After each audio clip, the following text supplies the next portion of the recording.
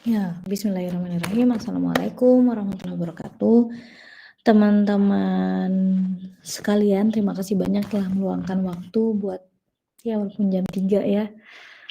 Kalau lagi ada yang puasa bayar, puasa Syawal, lumayan nih jam 3 udah mulai ngiung-ngiung. Kita pertemuan hari ini itu untuk make up class. Kemarin pertemuan ketiga, temanya kemarin seharusnya adalah antibody dan antigen. Jadi kebetulan karena kita gabung CR1 dan CR2, kemarin Dinda tuh CR berapa, Din? Lupa, Din. CR2 ya. Itu ada yang belum sempat, aku belum CR1. Oke, CR2 kemarin video-video udah ya berarti ya? Ya, Ulan? Udah, Bu. Ya, nggak apa-apa ya, diulang sedikit ya. Jadi hari ini aku share sedikit dulu video untuk teman-teman CR1 yang kemarin CR2 berarti udah, tapi selanjutnya nanti ada video-video pendahuluan juga untuk materi yang antibody dan antigen. Tapi secara keseluruhan, jadi aku banyak banget yang mau aku liatin ke kalian video-videonya. Bertahan ya, anggap aja ini ya nobar lah. Sebelum nanti kita masuk ke materi. Diingetin teman-temannya dulu yang lain pada hadir, dan berhubung ini nggak aku masukin ke siakat, jadi titip tolong Dinda dan Wulan direkap teman-temannya ya yang hadir untuk absensi. Oke, kita mulai dulu dari sini. Jadi kemarin kita belajar tentang sistem imun itu antara innate dan adaptif. Kemudian kita juga belajar sistem imun kita yang innate itu dia fast respon, dia cepat, dan dia selalu siap sedia, dia sigap ketika ada musuh yang exposure antigen yang masuk ke dalam tubuh, dia langsung bergerak.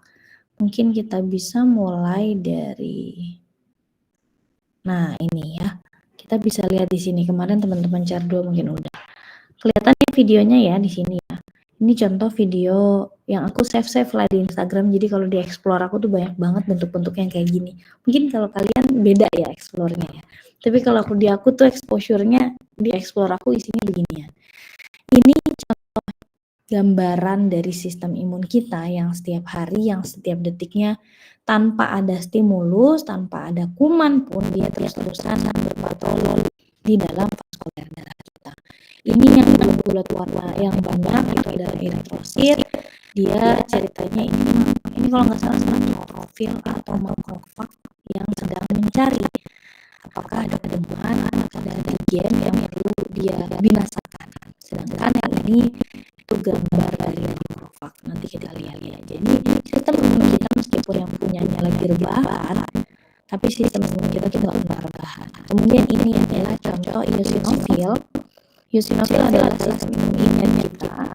Ada kata fil di dalamnya, artinya dia punya granul di dalamnya yang sedang menyerang cacing parasit yang ada di dalam tubuh kita. Ini bentuknya seperti kita melihat cacing dikerubutin semua, tapi ini adalah eosinofil yang sedang bekerja. Kemudian ada lagi contohnya di sini ada video lagi sel cytotoxic. Sel imun kita, sel cytotoxic kemarin aku udah sempat jelaskan ke teman-teman, dia punya fungsi untuk membunuh secara spesifik. Dia bisa mengenali benar-benar betul-betul mana atau secara spesifik mana yang harus dia bunuh, mana yang tidak harus dia bunuh. Seperti kalau adiknya si imun NK cell, natural killer cell, itu kadang dia bisa salah bunuh.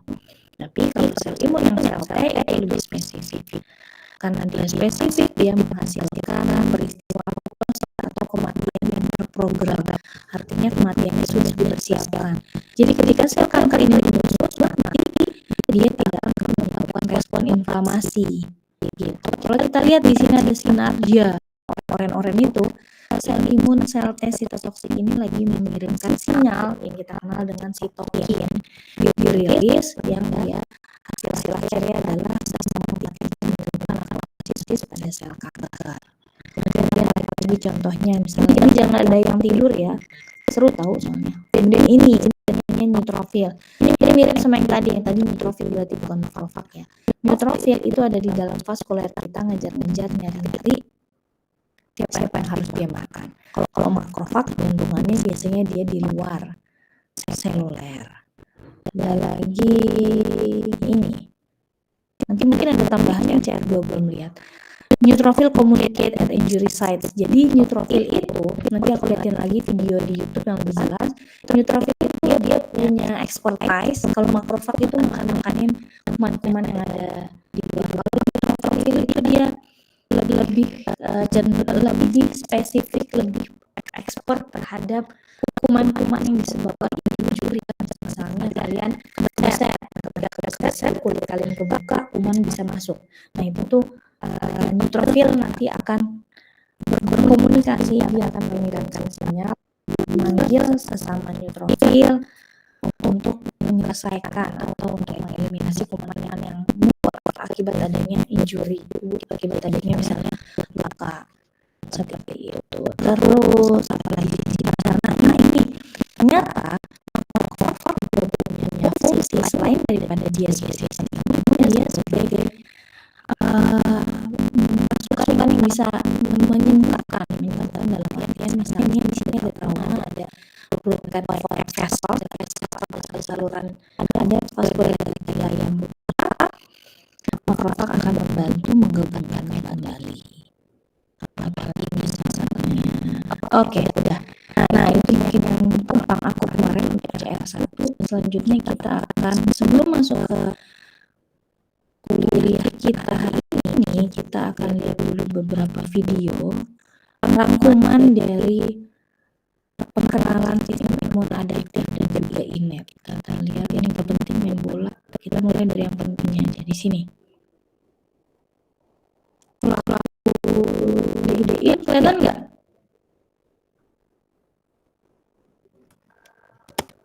Kelihatan nggak guys? Ulang kalau kayak gitu kan? Kelihatan Bu. Dari Zoom ya. Oke, kita mulai ulang. Ini kan video audionya masuk nggak ke kalian? Ada kan? Masuk nggak sih? Certain cells in your body Masuk.